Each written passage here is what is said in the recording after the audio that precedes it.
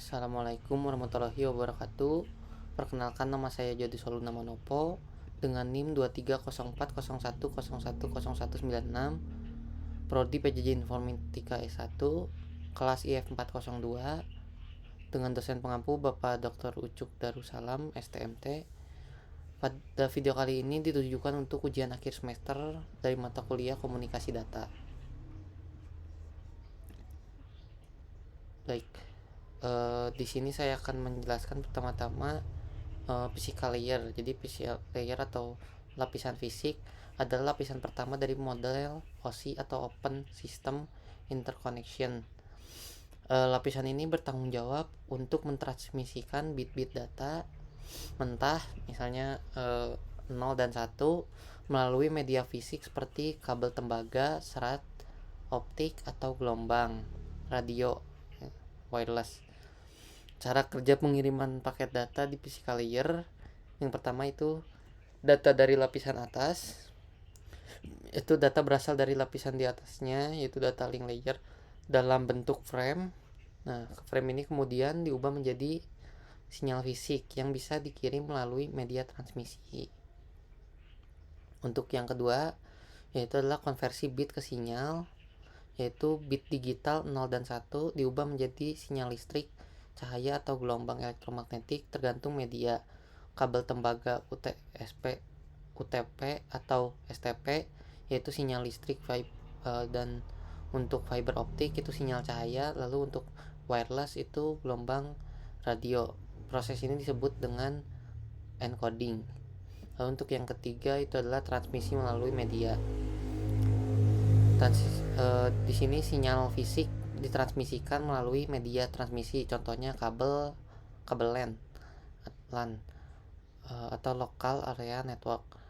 Yaitu selanjutnya media bisa bersifat guided atau terarah seperti kabel, atau unguided tidak terarah seperti wireless.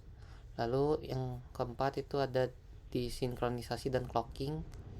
Komputer pengirim dan penerima harus sinkron agar bit-bit dibaca dengan benar.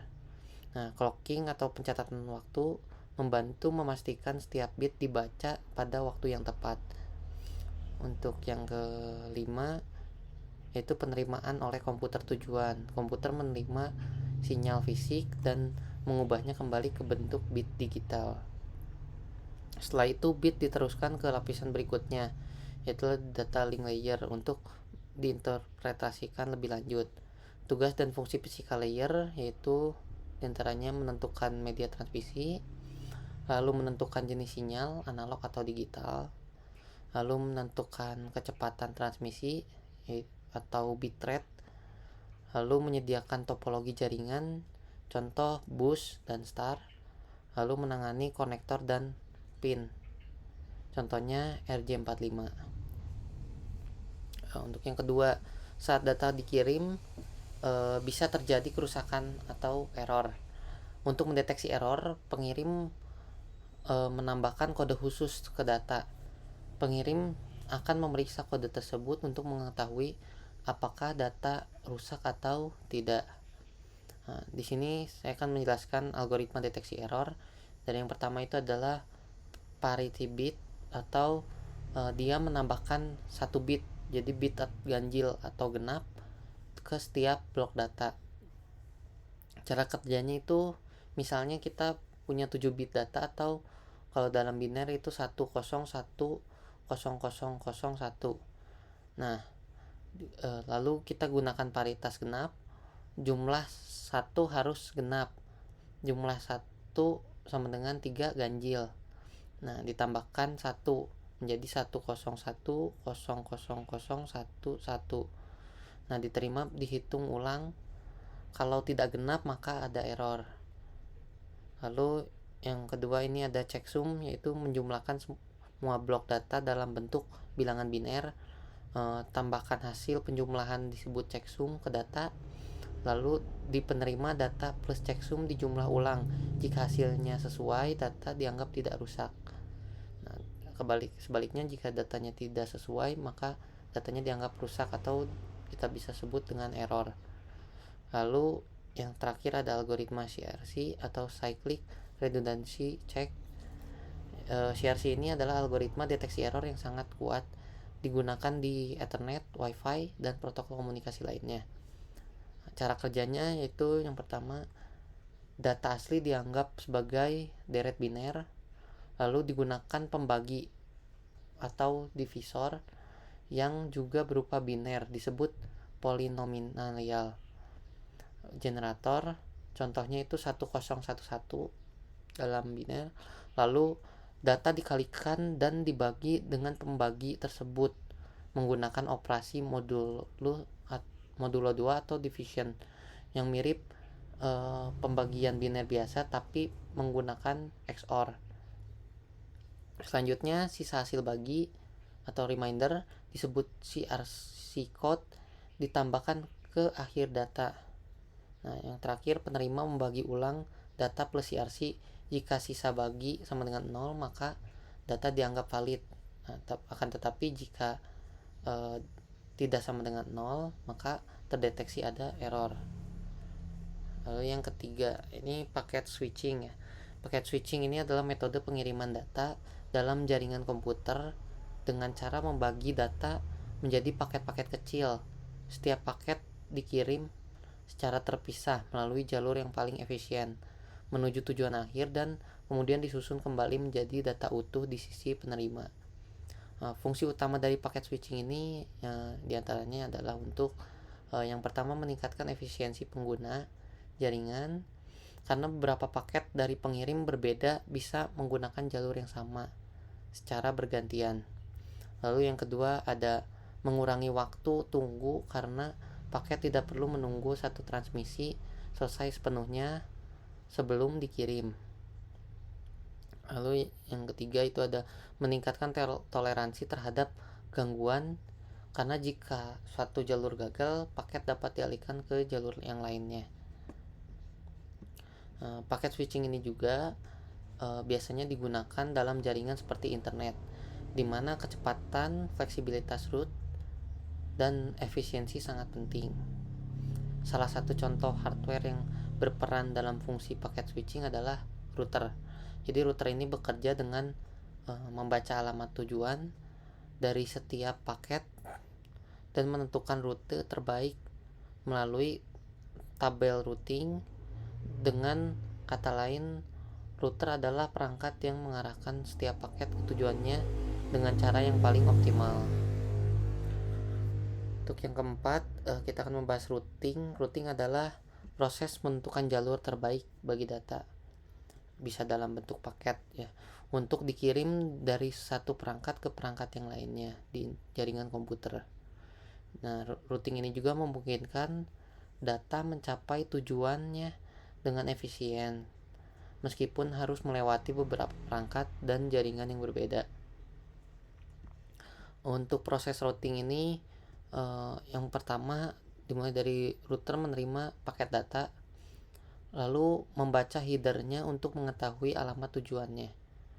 Selanjutnya dilanjutkan router akan memeriksa tabel routing yang menentukan jalur terbaik ke tujuan tersebut. Nah, berdasarkan informasi dalam tabel routing, router meneruskan paket ke perangkat berikutnya atau hop berikutnya. Proses ini terus berulang sampai paket mencapai perangkat tujuan. Nah, routing bisa dilakukan dalam jaringan kecil, dalam LAN atau local area network, maupun besar seperti internet, yaitu wide area network atau biasa disingkat dengan WAN. Untuk contoh metode routing yaitu yang pertama ada static routing.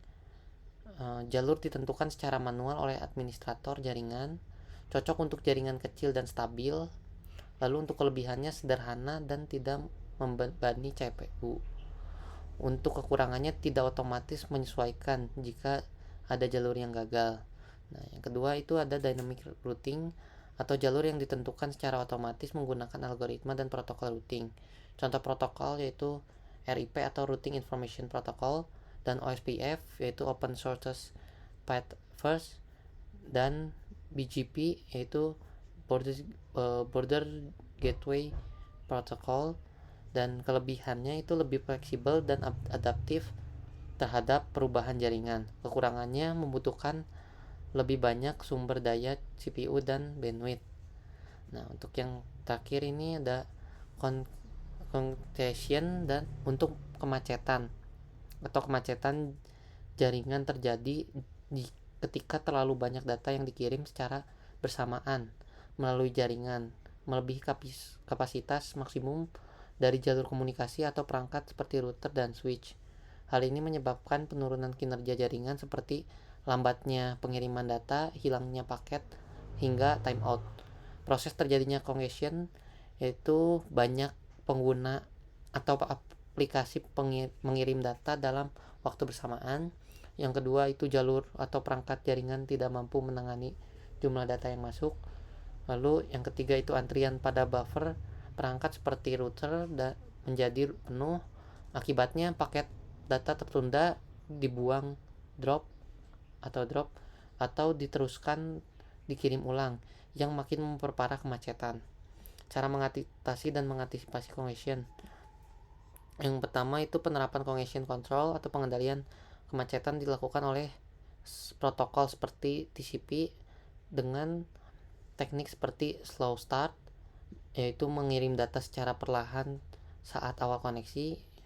Dan yang kedua, congestion avoidance dengan meningkatkan pengiriman data secara bertahap dan mengurangi saat terdeteksi kemacetan. Untuk yang tiga ini ada QoS atau quality of service, mengatur prioritas lalu lintas data, misalnya video call mendapat prioritas lebih tinggi daripada download biasa, atau peningkatan bandwidth yaitu menambah kapasitas jaringan agar bisa menangani lebih banyak data secara bersamaan. Lalu ada metode juga load balancing atau menyebarkan lalu lintas data ke beberapa jalur atau server agar beban tidak terpusat di satu titik. Lalu yang terakhir ada traffic shaping dan polishing, yaitu mengatur kecepatan dan volume data yang masuk agar tidak membebani jaringan secara tiba-tiba. Baik, sekian presentasi dari saya. Mohon maaf bila ada kesalahan kata, penulisan maupun penyebutan. Assalamualaikum warahmatullahi wabarakatuh. Terima kasih.